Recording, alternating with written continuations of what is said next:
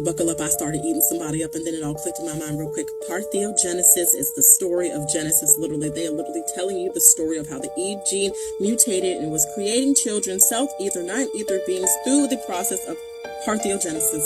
Really look at Genesis. God created these things? No. They literally told you the cycles of getting implanted and literally creating a child inside of her body.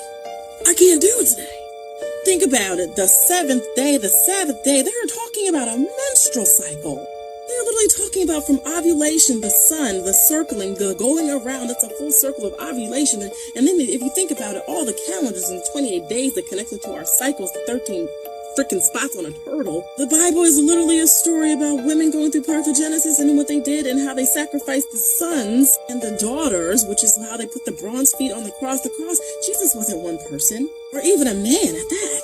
And then they tell you a story about the Garden of Eden, and then you realize that Antarctica is the Garden of Eden. It's the actual Garden of Eden where 2/3 of the water is, and it's literally a rainforest. But then why would they try to give us the Amazon rainforest our entire life and look in total opposite direction? Because they were trying to make us they were telling the story about the Amazon women, about the women who were going through parthenogenesis, which is the true story of the Eve gene. And everything they tell you in the Bible is the story about how they literally went and they pillaged things. I'm sorry, God doesn't like murder, but he had the guy murder who's his loyalty to him? Like, your God is already tainted. Your God was already a sinful God. So we can't pretend that the book was written by a good person. But then if you know, like I know, when the book was revised by King James, the Demonology King, in 1881, 30,000 times, it literally was a story recreated to continue the journey. They removed so many crystals and why now I understand why 69.9% more likely to die in childbirth.